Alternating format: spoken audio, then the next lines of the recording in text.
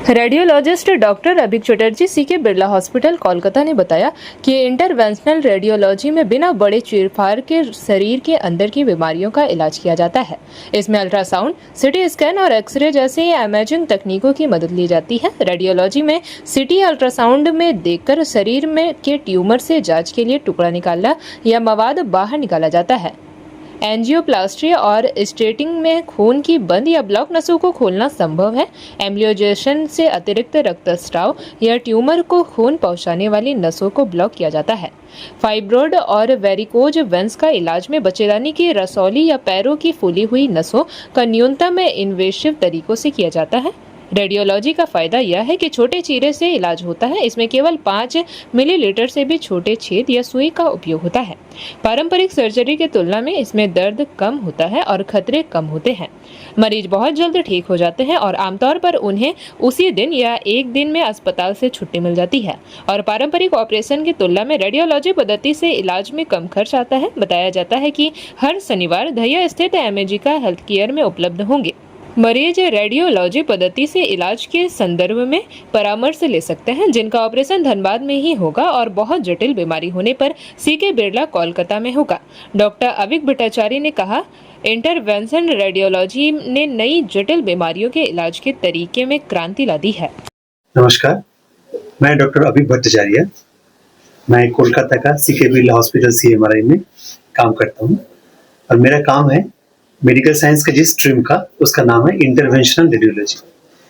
अब interventional radiology एक नया चीज है, इसीलिए इसके बारे में बताना बहुत जरूरी है, क्योंकि इस स्ट्रीम के बारे में जितना हमारा ज्ञान होगा उतना हम ऑपरेशन को उतना ईजी कर पाएंगे।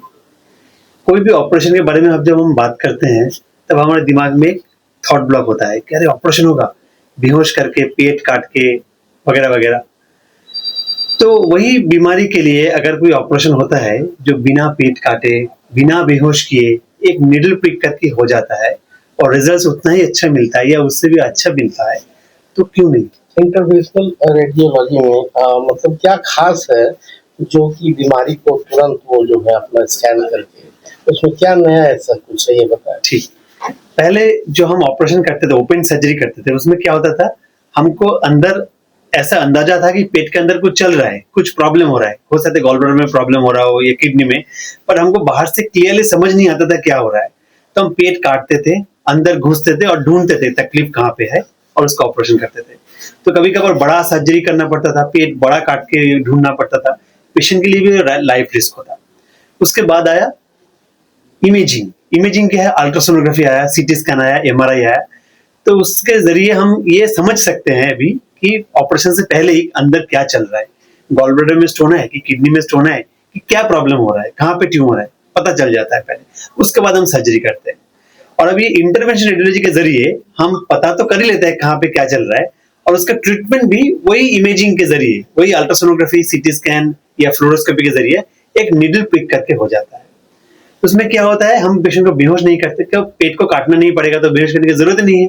एक पतला नीडल जैसी सुई लगती है इंजेक्शन के लिए, उतना सुई लगती है। इस प्रक्रिया में कितना समय लगता है लगभग? इस प्रक्रिया में लगभग आधे घंटे से 1 घंटा टाइम लगता है, डिपेंडिंग ऑन क्या प्रोसीजर हम कर रहे हैं। मरीज को उसमें जो ऑपरेशन में कॉस्टिंग और इंटरवेंशनल रेडियोलॉजी में कॉस्टिंग में क्या फर्क है? कॉस्टिंग में इंटरवेंशनल रेडियोलॉजी में कम आता है, क्योंकि मैं आपको बोल रहा हूँ कि जो ऑपरेशन हम बिना पेट काट के या पैर में कोई काट के करते हैं, पेशेंट को बेहोश भी नहीं करते, और तो फिर ऑपरेशन के बाद ही पेशेंट को हम डिस्चार्ज भी कर देते हैं। तो कोई भी बड़ा ऑपरेशन के बाद जो होता है कि पेशेंट को भर्ती रखना पड़ता है, कई दिनों तक पेशेंट भर्ती रहता है, ICU में भर्ती रखना पड़ता है, वो नहीं रखना पड़ता है यहाँ पे।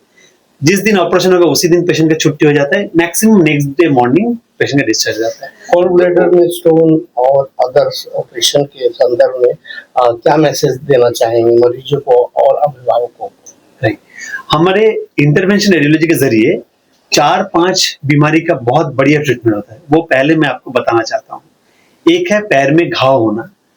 बहुत सारे मरीज होता है कि बहुत सालों से पैर में घाव लेके घूम रहा है, कहीं पे भी जा रहा है, किसी को भी दिखा रहा है, मलहम पट्टी हो रहा है, दवाई चल रहा है, लेकिन घाव नहीं ठीक हो रहा है।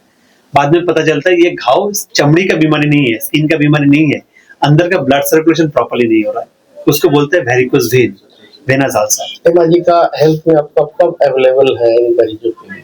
इमाजी के हेल्थ स्कैन में मैं महीने में एक बार आता हूँ, वहाँ पे थर्ड सैटरडे में आता हूँ।